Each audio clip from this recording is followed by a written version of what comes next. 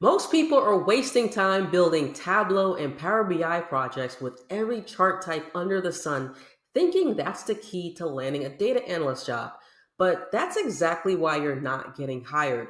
The projects that get you hired actually don't look like the ones you see in most YouTube tutorials or what you learn in most boot camps. In fact, most portfolios that I see are filled with cluttered charts, rainbow colors, and visuals that confuse more than they clarify. I know because I used to make the same mistakes. I'll just show all the charts, all the filters, all the features, and they'll see how smart I am. What they exactly saw, an amateur who doesn't know how to tell a story and looks like they're still learning and not ready for the job. Meanwhile, I watched people with less experience, no tech degrees, and basic dashboards land interviews and offers.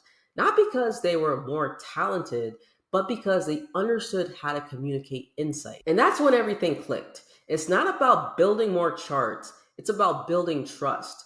And once I redesigned my projects using real business logic and clean strategic visuals, I went from ignored to in demand with 4 offers in less than a month. So before you waste another weekend making another project that's quietly killing your chances, watch this video until the end. I'm going to break down exactly what hiring managers are looking for in your Tableau and Power BI projects and the most common mistakes that are keeping you stuck, and the simple framework you can use to fix them fast. If this is your first time here, I'm Kadisha. I used to deliver pizzas, and now I deliver insights as a self-taught data scientist, and I've helped thousands of other career changers land data roles without going back to school, and I'm here to help you do the same. Now let's get one thing straight. Your dashboard is not a PowerPoint slide. It's not meant to be a visual buffet. Yet most beginners treat it like a sticker collection, just slapping every chart type they learn in one view. When you build dashboards that try to show everything, you end up communicating nothing. Hiring managers don't want noise, they want clarity. The dashboards that actually get callbacks and invite you to interviews,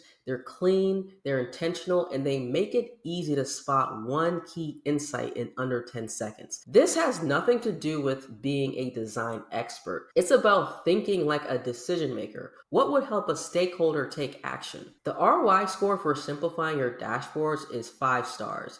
This one shift alone can boost your interview rate and make your projects instantly more credible. The second reason why your projects are sabotaging you are the color choices. I see it all the time. Dashboards look like a Skittles pack. Neon greens, bright reds, random purples, and you're just wondering why no one takes your work seriously. Color isn't about decoration, it's communication. And when everything is loud, nothing stands out. In real-world analytics, color is used with intention to guide the eye, highlight trends, and make insights obvious without saying a word.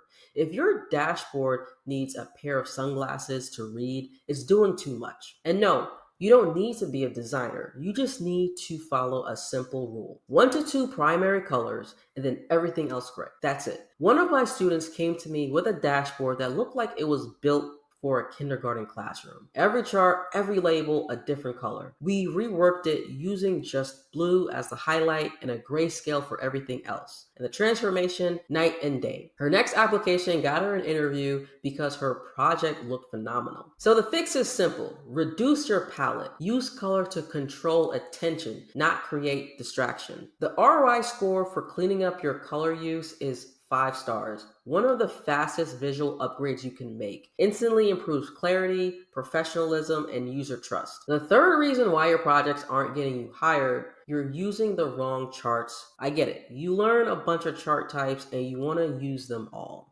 Pie chart, bar chart, tree map, scatter, sure, why not? But here's the problem. When you choose the wrong visual, you confuse your audience instead of clarifying the message. Chart selection isn't about variety, it's about precision. If you're using a pie chart with more than 3 to 5 slices, just use a bar chart. If your stacked bars look like a Jenga tower, no one's reading that. The best dashboards use simple visuals that match the question being asked. Want to show change over time? Just use a line chart. Want to compare categories? Use a bar chart. Want to highlight one number? Use a KPI card. Stop trying to impress and start trying to communicate. So the fix here, Learn what chart fits what question. Master a few and use them with intention. ROI score for choosing the right charts, straight 5 stars, because when your visuals match your message, people actually understand, and that's what gets you in the door. Now, if you want to stand out from the crowd, here's what most people are missing entirely: advanced visuals that actually show that you think like an analyst. Most dashboards stop at surface level reporting. Here's total sales, here's a bar chart by category. Okay, what else? What a hiring manager really wants to see is your ability to dig deeper, to analyze, not just visualize. That means showing trends over time, comparisons, and performance context, not just raw numbers. Enter advanced visuals, highlight tables, combo charts, month over month analysis, or year over year analysis, variance analysis. These are the types of visuals that scream, I know how to think in metrics.